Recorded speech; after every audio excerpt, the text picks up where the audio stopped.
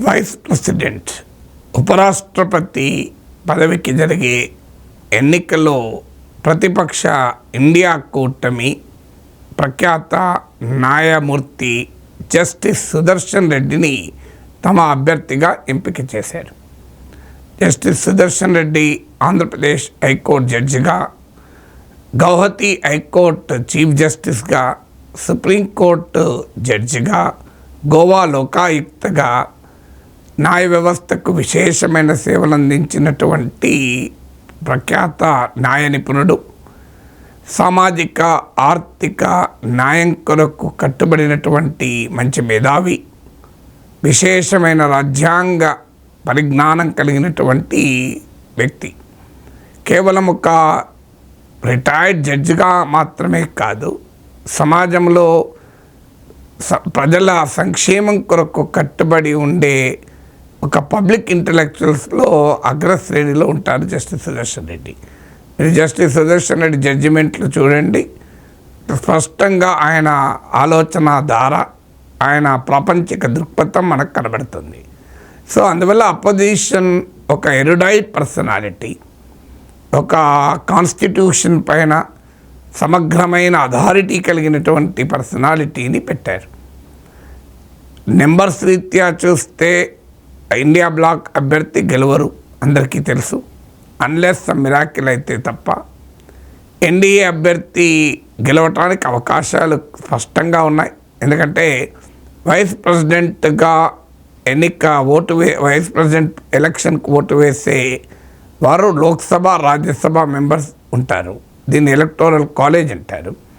So electoral కాలేజ్లో vacancies తీసేస్తే present 782 members ఉన్నారు. అంటే 392 392 వస్తే వైస్ ప్రెసిడెంట్గా గెలుస్తారు. ఎన్డీఏకు 293 లోక్సభ మెంబర్స్ ఉన్నారు, 133 రాజ్యసభ మెంబర్స్ ఉన్నారు. అంటే క్లియర్గా 782లో 426 ఉన్నారు. అంటే తమకు రావాల్సిన మెజారిటీతో పోలిస్తే 392కు 426 ఉన్నారు. అందువల్ల క్లియర్గా మీకు స్పష్టమైన ఆధిక్యత ఉంది ఎన్డీఏకు, ఇండియా కూటమి పైన. కానీ ఈ ఎన్నిక మొదలు ఎలక్షన్స్లో ఎవరు గెలుస్తారు, ఎవరు ఓడతారనేది ఒక అంశమైతే, ఎలక్షన్ యొక్క క్యారెక్టర్ని ఇది మారుస్తోంది జస్టిస్ సుదర్శన్ రెడ్డి ఎంపికతో. సిపి రాధాకృష్ణన్ ఏమో బీజేపీ కార్యకర్త, ఆర్ఎస్ఎస్లో పెరిగిన కార్యకర్త, రాజకీయంగా కానీ ఆయనకున్న గుర్తింపు మనం ఎవరమో కాదనలేం. మహారాష్ట్ర గవర్నర్గా, జార్ఖండ్, తెలంగాణ, పుదుచ్చేరిల గవర్నర్లుగా వ్యవహరించారు. 2 సార్లు పార్లమెంట్ సభ్యుడిగా ఉన్నారు. కానీ సిపి రాధాకృష్ణన్ ప్రొఫైల్ మొత్తం ఒక రాజకీయపరమైన ప్రొఫైల్. అందులో ఆయన బీజేపీ నాయకుడు, బీజేపీ లాయలిస్ట్. వైస్ ప్రెసిడెంట్ అనేది ఒక కాన్స్టిట్యూషనల్ పొజిషన్ కనుక దీనికి రాజకీయాలకు అతీతమైన వ్యక్తిని మేము పెట్టాము. ఎందుకంటే బీజేపీ ఎత్తుగడగా సిపి రాధాకృష్ణన్ని పెట్టి ప్రతిపక్షాలందరినీ ఏకగ్రీవంగా ఎన్నుకోండి అని పిలిపించారు. సో ఇప్పుడు అపోజిషన్ కూడా అదే పిలిపిస్తుంది. సో మీరు కూడా వచ్చే ఆత్మ ప్రబోధం, కాన్షియన్స్ ఓట్ వేయండి. మీరే చూడండి, 2 అభ్యర్థుల్లో ఎవరు ఆ పదవికి న్యాయం చేస్తారు. ప్రజాస్వామ్యంలో నెంబర్స్ ముఖ్యమే కాదనడం, కానీ ప్రజాస్వామ్యంలో ఒక పొలిటికల్ పాయింట్ కూడా ముఖ్యమే. సో ఇప్పుడు పార్లమెంటు సభ్యుల ముందున్న ప్రశ్న, ఆ వైస్ ప్రెసిడెంట్ పదవికి తీసుకొచ్చేటువంటి డిగ్నిటీ రీత్యా చూసినా, హానర్ రీత్యా చూసినా, అన్నిటికీ మించి క్వాలిఫికేషన్ల రీత్యా చూసినా ఖచ్చితంగా opposition candidate justice Sudarshan Reddy ఇది ఫార్ సుపీరియర్. నేనేమి సిపి రాధాకృష్ణన్ తక్కువ అంచనా వేయడం లేదు, తగ్గించడం లేదు. ఎందుకంటే ఆయనకున్నది పొలిటికల్ ప్రొఫైల్, జస్టిస్ సుదర్శన్ రెడ్డికి ఉన్నది constitutional and intellectual profile. Vice president అనేది ఒక కాన్స్టిట్యూషనల్ పొజిషన్ కనుక ఈ fits perfectly into that position. Numbers లేకపోవచ్చు, అందువల్ల అపోజిషన్ యొక్క మారల్ హై గ్రౌండ్, మారల్ విక్టరీని క్లెయిమ్ చేసుకోవటానికి ఇదొక అవకాశం. అయితే ఎన్నికల్లో, ప్రజాస్వామ్యంలో మారల్ విక్టరీలు ఉండవు, ఒకటే విక్టరీ ఉంటుంది. ఇక రెండవది ఇండియా కూటమి 2024 ఎలక్షన్స్ అప్పటి నుంచే భారతీయ జనతా పార్టీ ఎన్డీఏ కూటమితో రాజకీయ పోరాటాన్ని సైద్ధాంతిక పోరాటంగా మార్చింది. ముఖ్యంగా రాజ్యాంగ విలువల పరిరక్షణ కొరకు సెక్యులరిజం లాంటి ఫెడరలిజం, సో ఇలాంటి కాన్స్టిట్యూషనల్ వాల్యూస్ ప్రొటెక్షన్ కొరకు సోషల్ జస్టిస్, వీటికి ఒక వేదికగా ఎన్నికలు మార్చింది.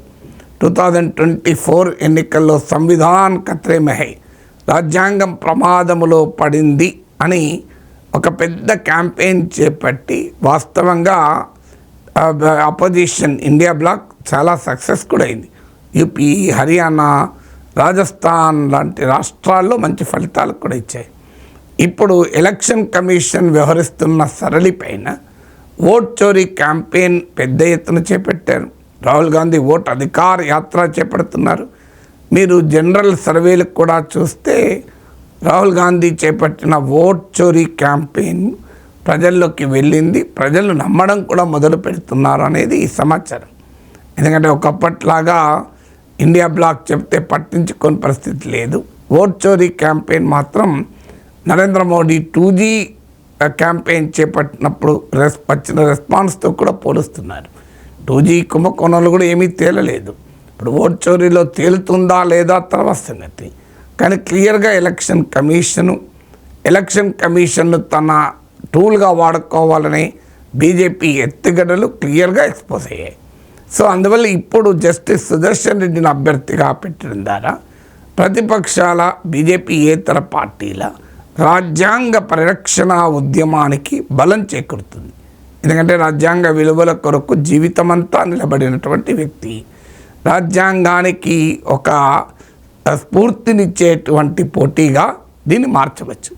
సో అందువల్ల అపోజిషన్ ఇప్పటికే ప్రకటించింది కూడా. మల్లికార్జున్ ఖర్గే మాటల్లో చెప్పాలంటే ఇది మాకు పొలిటికల్ బ్యాటిల్ కాదు, ఐడియాలజికల్ బ్యాటిల్. ఇక మూడవది సిపి రాధాకృష్ణన్, భారతీయ జనతా పార్టీ నాయకుడు. సో బీజేపీ నాయకుల్ని ఇతర పార్టీలు మద్దతు ఇవ్వమంటే ఎలా ఇస్తారు అనే క్వశ్చన్ వస్తుంది. కానీ జస్టిస్ సుదర్శన్ రెడ్డి ఏ పార్టీకి చెందిన వారు కాదు. అందువల్ల ఎవరిని ఏకగ్రీవంగా ఎన్నుకోవాలి? ఒక పార్టీ నాయకుని ఏకపక్షంగా తమ అభ్యర్థిగా బీజేపీ ఎంపిక చేసి, ఈవెన్ ఎన్డీఏ కూడా ఎంపిక చేయలేదు, బీజేపీ ఎంపిక చేసింది. బీజేపీ పార్లమెంటరీ బోర్డు ఎంపిక చేసి ఎన్డీఏ పక్షాల ముందు పెడితే ఎన్డీఏ పక్షాలకు మరో మార్గం లేదు కనుక అంగీకరించారు. ఆ తర్వాత అపోజిషన్ ముందు పెట్టారు. సో అపోజిషన్ ఏ ప్రాతిపదిక మీద మద్దతు ఇవ్వాలి? ఇది అపోజిషన్ కన్సల్ట్ చేయలేదు, ఏ అపోజిషన్ను ఈ ప్రక్రియలో ఇన్వాల్వ్ చేయలేదు, ఒక కామన్ క్యాండిడేట్ కొరకు ఎఫర్ట్ పెట్టలేదు. మీరు బీజేపీ తమ అభ్యర్థిని నిర్ణయించుకొని అపోజిషన్ మద్దతు ఇవ్వమని అడిగారు. సో దానికి కౌంటర్గా కూడా అపోజిషన్ రాజకీయ పార్టీలతో సంబంధం లేని, రాజ్యాంగ విలువలతో మాత్రమే సంబంధం ఉన్న జస్టిస్ సుదర్శన్ రెడ్డిని రంగంలో దించారు. సో అందువల్ల అక్కడ కూడా they could score over the BJP. అందువల్ల జస్టిస్ సుదర్శన్ రెడ్డి ఎంపిక ఒక రకంగా వైస్ ప్రెసిడెంట్ ఎన్నికలో ఓ కొత్త వెలుగును మాత్రం ప్రవేశపెట్టింది. అదే ఫలితాలు అందరికీ తెలుసు. అల్టిమేట్గా ఫలితాలు డిపెండ్ ఆన్ నెంబర్స్ కాదని మనం బట్ ఆ కంటెస్ట్ను ఒక ఐడియాలజికల్ కంటెస్ట్గా, ఒక కంటెస్ట్ను ఒక సాధారణ రాజకీయాల పరిధిని దాటి ఒక విస్తృత రాజ్యాంగ పరిధిలోకి తీసుకెళ్లడంలో మాత్రం ఇండియా బ్లాక్ విజయవంతమైంది జస్టిస్ సుదర్శన్ రెడ్డి ఎంపికతో.